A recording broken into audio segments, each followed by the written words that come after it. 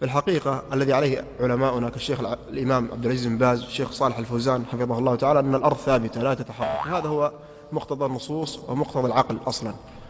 ولكن بعض مثل المسعري هذا يسخر من فتوى الشيخ عبد صالح الفوزان حفظه الله تعالى، وهو يعني رجل عقلاني فلا يلتفت إليه. ولكن الأرض كما أخبر جل وعلا أنها ثابتة أن تميد بكم.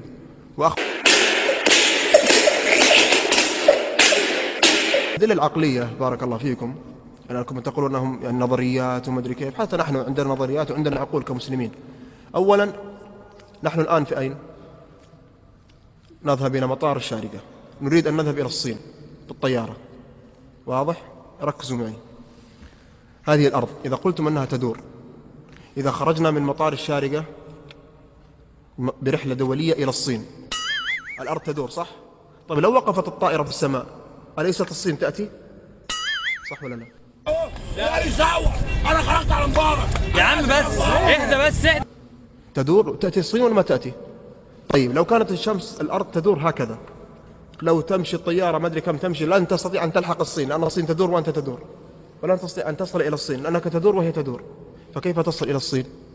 يا جدع والله العظيم يا جدع، ده انت هايل والله العظيم يا جدع والله. انت جرالك، انت سافرت بلاد بره ولا عملت ايه انت، ولا رحت فين؟ رحت فين انت؟ قول كده بقى البتاع اللي انت عملتها دي كده. ثانيا من الأدلة أيضا قوله صلى الله عليه وسلم من البيت المعمور. أين البيت المعمور؟ في السماء السابعة. محاذاة إيش؟ قال عليه الصلاة والسلام لو سقط على إيش؟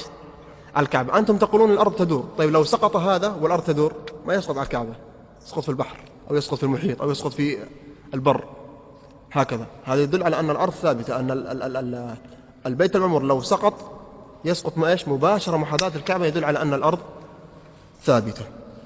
عندك كلمة طيبة قولها، ما عندكش تغرس خالص. جاتك البلا في شكلك. مش تفسر انت بتقول لي ايه؟ وهذا يا اخوان يعني انتم مباشر اذا يعني لا ياتي شخص ويقول كذا وكذا وكذا ونطير به. عندنا نصوص ثابته وعندنا علوم شرعيه نرجع اليها. ولذا الغرب، وهذا مما يعني توسع فيه بعض الناس من الاعجاز العلمي وكذا، وانظر الى القران يفعل كذا وكذا، يقول هذا مذكور في القران قبل 1400 سنه وكذا. طيب لماذا لم تكتشفوه بما انه في كتابكم من 1400 سنه وانه كذا وكذا؟ قالوا صعدنا إلى القمر وما صعدوا إلى القمر ولا شافوا قمر، وكله صنعوه في هوليود مدري فين، وقالوا خرجوا إلى القمر ولا شيء، ونحن صدقناهم وجرينا خلفهم. هو المنطق ولا مش هو؟ يا متعلمة بتاعت المدارس، هو ولا مش هو؟ يا عم بس اهدى يا عم. اهو لا يسوى، أنا خرجت على مبارك.